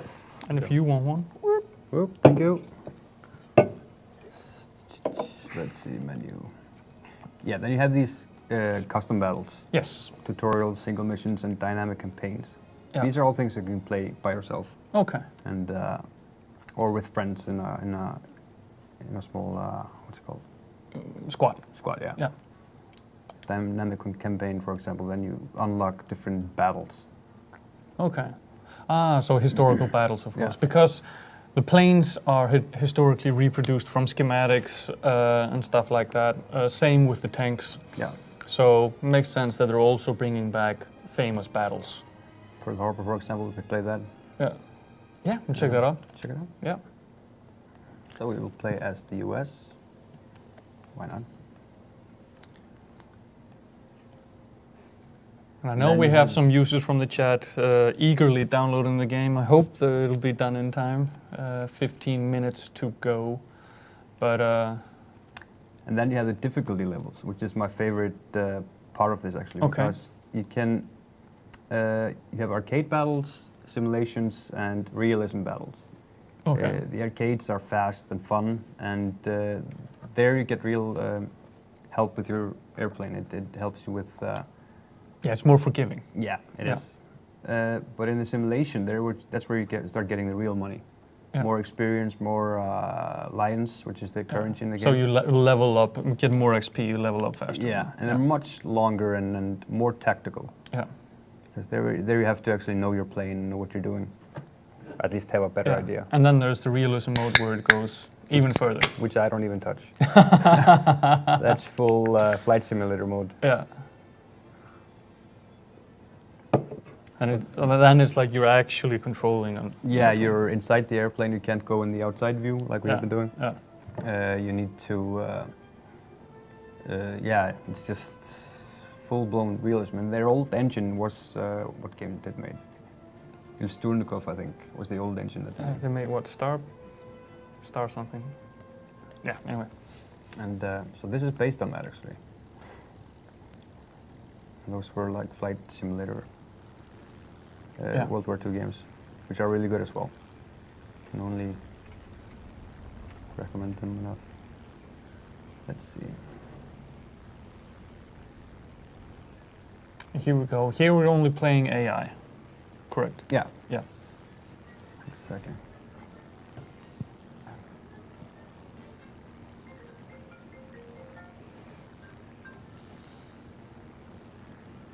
First waypoint.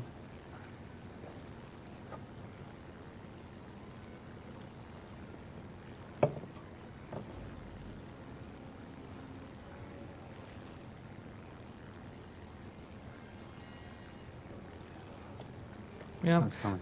Still trying to, I mean, I can't squeeze more juice out of the internet, unfortunately. Did you change it to Russian? Actually, fuck it, let's give that a try.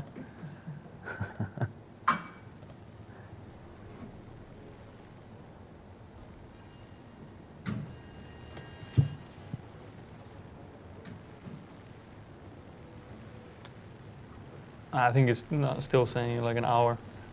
Too bad.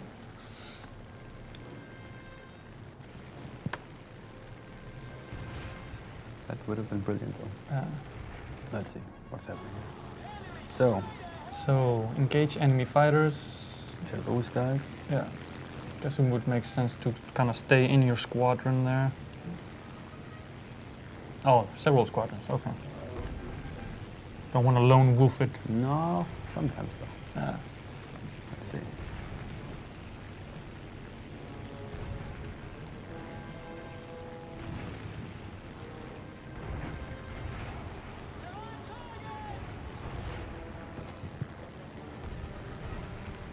So we'll try to gain some altitude on them, so we can pounce on them. Point zero in the chat is saying you should try Kursk map in simulator battles on a nightly server. Tons of fun.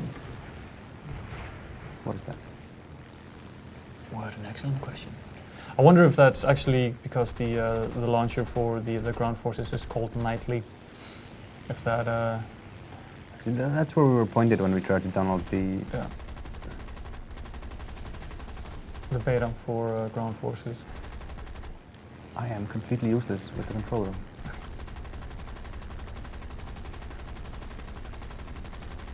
Why aren't you getting hits from that? That's Well, the bullets drop. That's important to remember.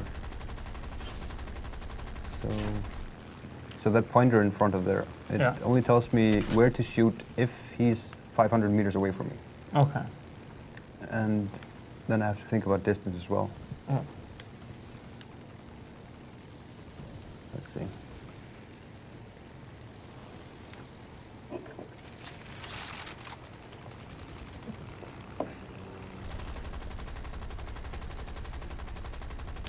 you got 'em. Yeah, you are hitting them. You're just not getting the point pop-ups as you do in multiplayer. No, that makes sense. Let's see. Man, this looks crazy. There's just planes everywhere. And I keep doing it, turning off the airplane. I don't need power. I'll just glide. Shh. Nobody can hear me. Can't hear me. Don't tell them where I am. Don't think that works. Let's see.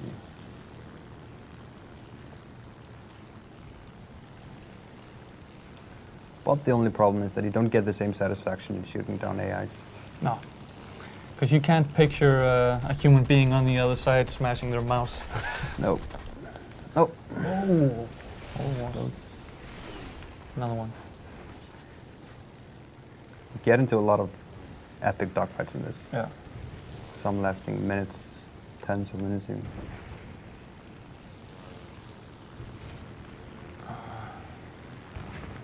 Gotta get this guy.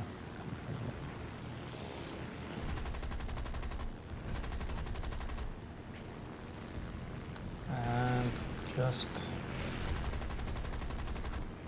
Yeah, you're hitting him there. Oh, yeah.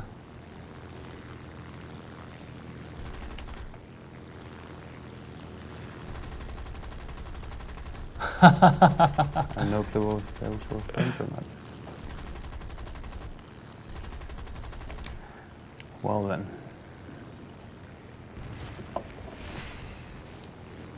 So Dóri, do you want to try it out? No, yeah, keep going. Like I said, I already played it a bit for the stream that we did around the launch of the PS4. Oh no. And it has to be said, flying simulators are not for me. Not your thing? No. I mean, I think it's fun flying around. It's just the 3D space just kind of throws me into a loop, and then I'm never on target. No, yeah. Well, I'm having a bit of that now.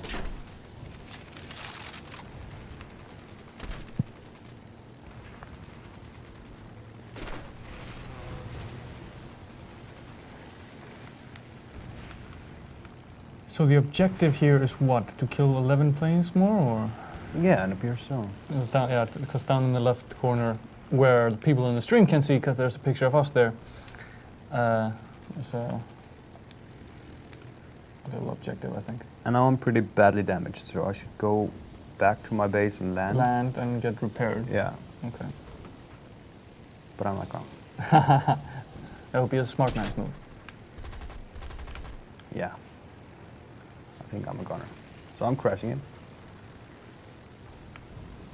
Yeah, to load up a new plane? Or what? Yeah. I think we should go back to... I think we've shown enough of the Yeah. single player. Yeah. So as you can see, with the AI, it's still completely playable.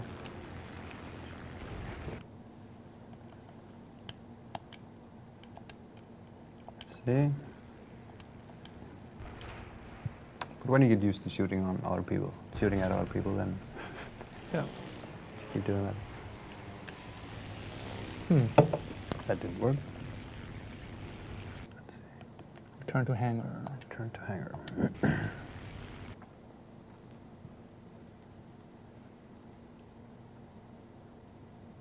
But have you tried out the ground forces? No, like I said, I haven't gotten the chance yet. I got the beta code a little bit too late today, and then I had problems finding where the correct launcher was, and stuff Yeah. like that. So I was gonna get my hands on it for the first time here on the stream, and apparently not so much. But like I said, we'll try to, because of these technical issues, we're just playing it here on the PS4. We'll try to get it in, scheduled in for next week, because there seems to be a lot of interest in the game.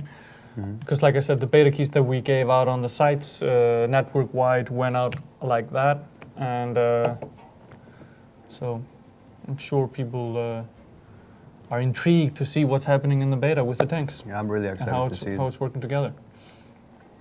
I've seen some streams of it. Yeah, And yeah, because they just opened up for streams, I think 2 days ago, 3 days ago.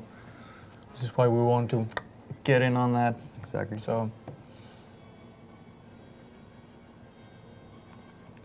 Let's see.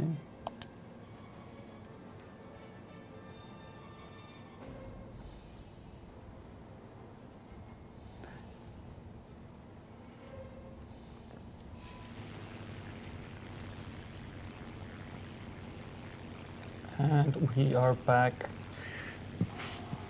Just playing straight up multiplayer. Mm-hmm. Trying to get better into these controllers here. Yeah. But yeah, the controls are amazing. I've played a lot of flight simulators and I've never experienced this before. Yeah, where it just works. Just works. Yeah. It's just smooth and fun. There's always something wrong normally when you play a flight simulator.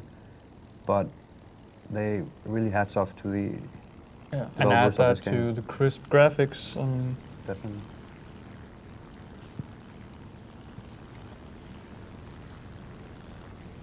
And all the planes, I'm a bit of an aerial warfare nerd, so I grew up looking at pictures and making models of these planes.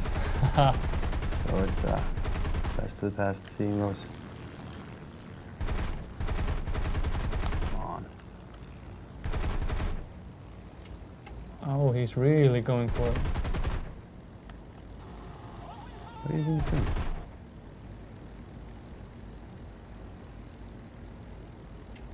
Oh, he is getting further and further away. And I'm losing. Jesus Christ. Yeah. Ah, well, he's being engaged by others. Teamwork. Let's see.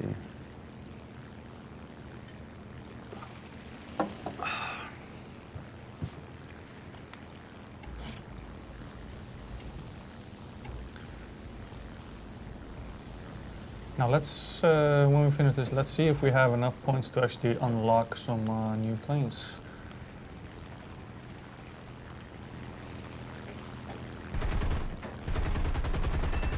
There you gotcha. Nice. And you got the Ground Forces Rescuer for that, because you saved some poor anti-artillery, anti-air. That works. He was so afraid of getting shot that he just crashed instead.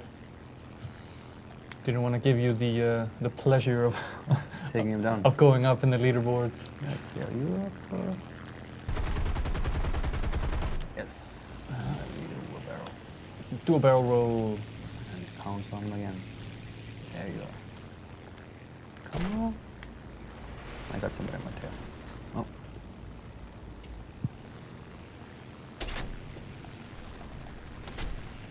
Wait.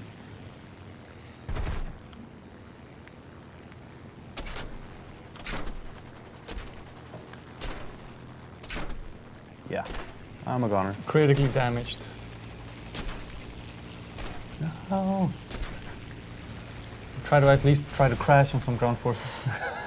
Which you can actually. Do a kamikaze! Yeah.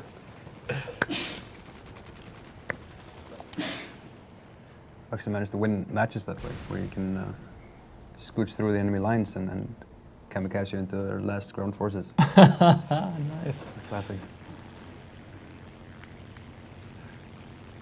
Everything goes. Everything goes. In love and war.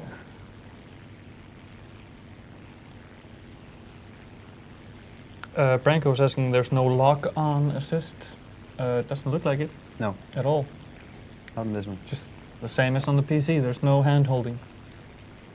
Well, there's a little bit in the arcade where they help you with the. They have an instructor that stops you from stalling, Okay. but not too much. But yeah, I mean that's part of the arcade mode. Yeah. What I mean is that they're not bringing in Like special gameplay mechanics for the PlayStation version where they're no, making it. it feels pretty much the same. Yeah. Let's see. Maybe you'll go home and try hooking up your controller to the PC and playing Yeah, around. Yes. I think I prefer the mouse though, Yeah. because it's much smoother. Because you really need these dead-on Yeah. locations. Like it's a bit harder with the controller. Yeah, you want to have that circle on the mark and keeping it there. Yeah. Depending how you set your guns, you can choose the distance of the small reticle thing. Yeah. Which is kilometer, 500 meters. Ah, okay. But then you don't get it in the simulation. Then you don't have this anymore. It's only for the arcade. Yeah. Come on. Yeah, right behind him now. Oh, and he banks off in the last moment. He felt you. He felt you. Disturbance in the force. Yeah.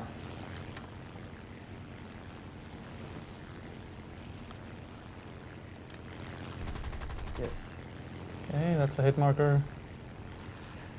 Come on. Oh, and he's off like a rocket. There he is. Oh, coming up on the other side. There he is again. Let's see. Ooh. Get him.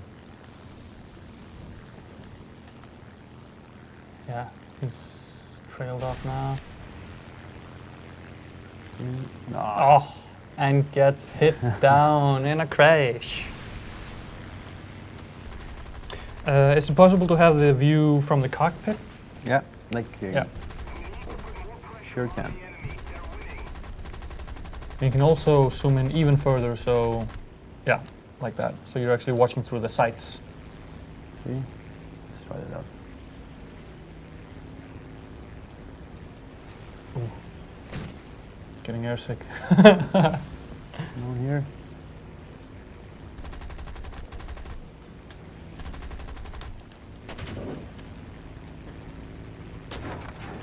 Oh, and actually the soundscape changes. Yeah. That's really nice. The bass of the gun feels way deeper, and that's nice. Helps with immersion. It's really nice. And you got knocked out by G-forces.